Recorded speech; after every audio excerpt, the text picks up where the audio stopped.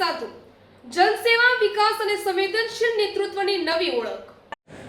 ડીસા શહેરમાં વર્ષોથી વિવિધ વિસ્તારોમાં ગટર અને ગંદા પાણીની સમસ્યાઓથી લોકો પરેશાન હતા। કાંટ રોડ વિસ્તાર, Balaji park society, Valeshwar society, LD highway touch વિસ્તાર તેમજ ધરતી રેસિડેન્સી સહિતના વિસ્તારોમાં ગંદકી અને અસ્વચ્છતાના કારણે સ્થાનિક રહીશોને ભારે મુશ્કેલીનો સામનો કરવો પડતો હતો। આ સમસ્યાઓને ગંભીરતાથી લઈને ડીસા નગરપાલિકાના યુવા અને લોકપ્રિય પ્રમુખ કૌશિકભાઈ સાધુએ ઝડપે સ્થળ મુલાકાત કરી પરિસ્થિતિનું નિરીક્ષણ કર્યું હતું।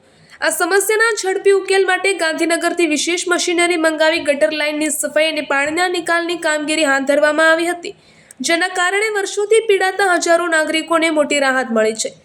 ખાસ કરીને ધરતી રેસિડેન્સી સોસાયટીના વર્ષો જૂના પ્રશ્નોને પણ તેમણે પ્રાથમિકતા આપી હતી।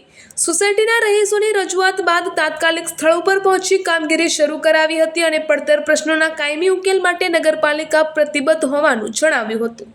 હાલમાં પણ વિવિધ વિકાસલક્ષી કામગીરીઓ ચાલી રહી છે અને તેની દેખરેખ પોતે રાખી રહ્યા છે। કૌશિકભાઈ સાધુની વિશેષતા એ છે કે તેઓ માત્ર કચેરી સુધી મર્યાદિત નથી રહેતા, પરંતુ લોકોના પ્રશ્નોના પોતાની જવાબદારી સમજી મેદાનમાં ઉતરી કામગીરી કરાવે છે। દિવસ હોય કે રાત, શહેરના કોઈ પણ વિસ્તારમાં સમસ્યાની જાણ થતાં જ તેઓ તાત્કાલિક પહોંચી જાય છે। તેમની આ કાર્યશૈલીના કારણે આજે તેઓ ડીસાના નાગરિકોમાં વિશ્વાસ અને આશાનું પ્રતીક બની ગયા છે। રોડ, ગટર, સફાઈ, સ્ટ્રીટ લાઇટ અને અન્ય નાગરિક સુવિધાઓના વિકાસ કાર્યોને નવી ગતિ આપવા કૌશિકભાઈ સાધુ આજે ડીસાના વિકાસ પુરુષ તરીકે ઓળખ મેળવી રહ્યા છે। સ્થાનિક રહીશોનું કહેવું છે કે વર્ષો બાદ ડીસાને એવો પ્રમુખ મળ્યો છે જે લોકોના પ્રશ્નોને પોતાના પ્રશ્ન સમજી તેના ઉકેલ માટે સતત કાર્યરત રહે છે।